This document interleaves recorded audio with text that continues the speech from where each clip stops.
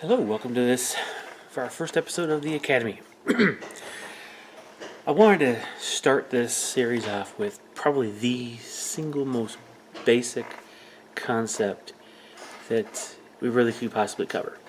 Not because I want to take the easy route or something, but the fact is I'm surprised at how often this one concept is often forgotten by even some of the most seasoned players. It just, wargaming, it's about a struggle, it's a conflict. You're going up against an opponent, and there's emotions involved. So the emotions are going to kind of maybe make you think of things a little differently than you would if you were calm and cool and collected, maybe when the stress is off.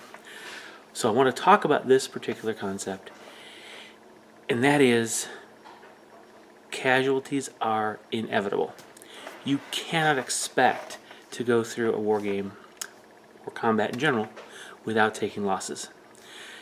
Like I said, very basic, simple. I mean, who doesn't know that? Well, again, I'm surprised at how often my opponents or some of the guys I see play, they just almost collapse when they take losses maybe earlier than expected, or their unit they were thinking was maybe a little, not thinking properly about the unit, but thinking it was a little more viable, a little more versatile, maybe a little more durable than what they actually see on the table. But expect the casualties. Now, that's important for two reasons. First, it helps you build the lists that'll be successful, whether you're approaching it from a competitive perspective or a fluff perspective. The other piece that's important is that if you think in these terms and you expect casualties, when they happen, it doesn't throw you as much. Now, let's kind of talk about why would we expect casualties. I'm going to go back, like I said, with the whole concept of this series is about comparing to what happens on the battlefield to what happens in war games. In military science, modern warfare, they expect at a battalion level, that's about 500 men, give or take, they expect 50% casualties per day in active pitched fighting. Now, we're not talking about the skirmish type fighting that occurs a lot of times nowadays. We're talking about major battalion on battalion combat, where you've got the combined arms of two sides hitting each other in a pitched battle. That doesn't happen often anymore, but it does happen. And when it does, they expect high casualties. If you think about 50% casualties out of 500, that's 250. A single company is around 120, 150 men. So that's two companies at least. Three, sorry, can't count. That's two. That's 6 platoons. That's, as you start breaking down the numbers, you start seeing that's how many units on the table just wiped out. When we hit the beaches of Normandy on Omaha, one platoon was on one of the landing crafts, got wiped out, 2 survivors. So before they could even get off the landing craft, they were completely wiped out. In game terms, that would be a destroyed unit. The 2 guys that were left probably weren't going to be very effective. So it happens. It's a real thing. So let's plan for that on the battlefield. Well, how do you do that? Well, first of all, mentally, we have to think. You're going to get bad dice rolls. It's going to happen. You're going to be hot some days, not so hot the next. In fact, some units you might be real hot with, and other units you might not be. In my particular case, I routinely, with a railgun on a hammerhead, I will routinely glance the front armor of a rhino if I hit. Now, I hit 3/4, 2/3 of the time, and I glance on a 1. And I usually glance at a rhino. These are supposed to be the best HOW weapons out there, and yet I just can't make them work. Tactically good, but they don't. Again, bad rolls. But that's the same thing happens on the defensive side. You'll get those relieving rolls where you just made it save, your guys are still alive, but a lot of times you're just going to see yourself pulling models off the table. It's going to happen. So what do we do about this in our lists? Well, first of all, know that you're going to have an opponent that's going to be able to produce either ignoring cover or armor-piercing weapons that will deal out death to your units. You're going to lose some. So first thing is, do not bank on a single unit being the way you're going to handle a particular opponent's aspect of their army. So for example, if you know you're going to go up against a land raider, make sure you don't have only one unit that can tackle a land raider. That's an extreme example, but land raiders are extremely difficult to deal with unless you have enough high AP, or sorry, just low AP, high strength weapons, being 14 armor.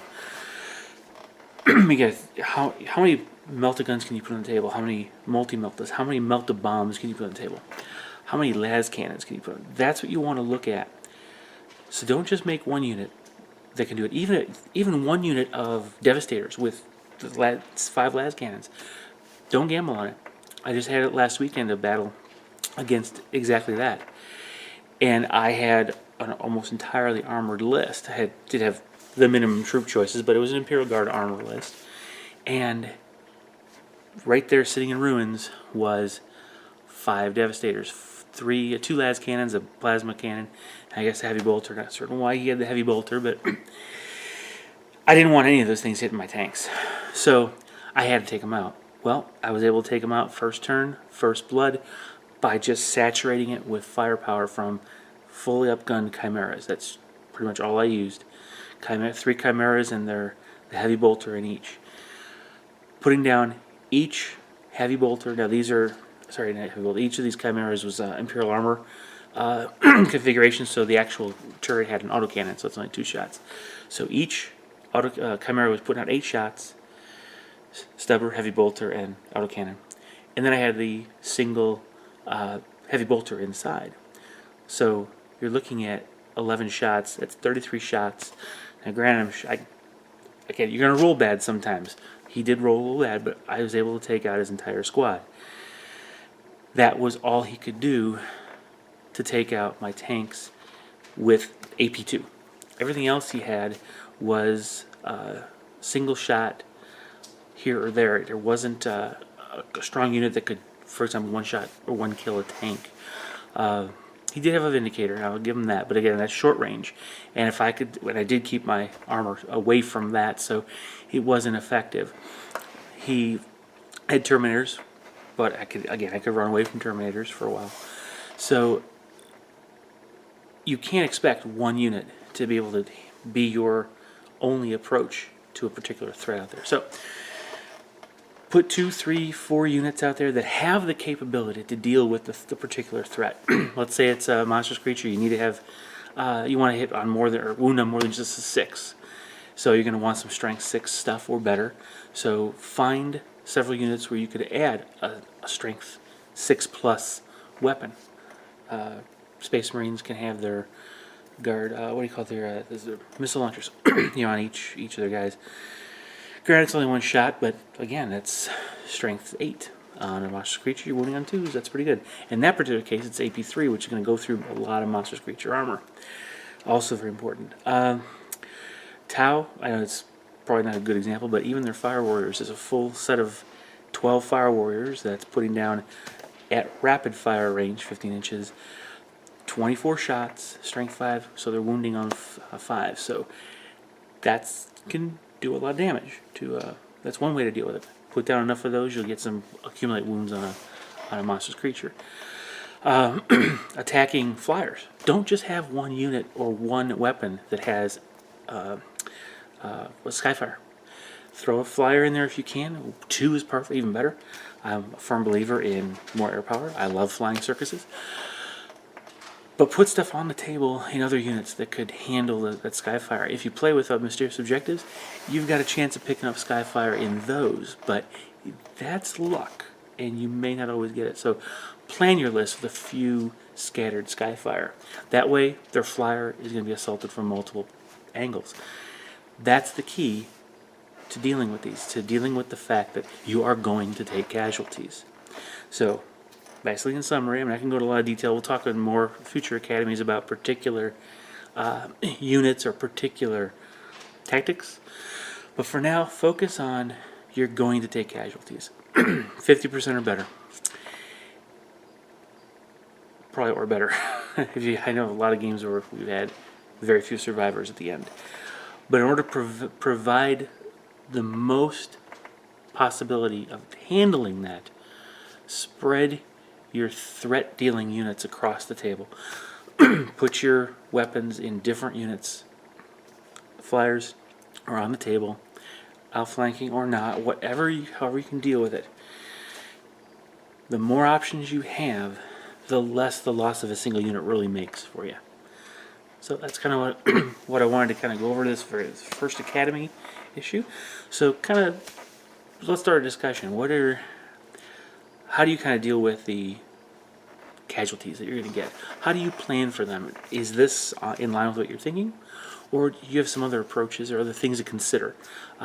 Feel free to comment, share, like, and subscribe, and we'll see you in the next Academy. Thank you very much.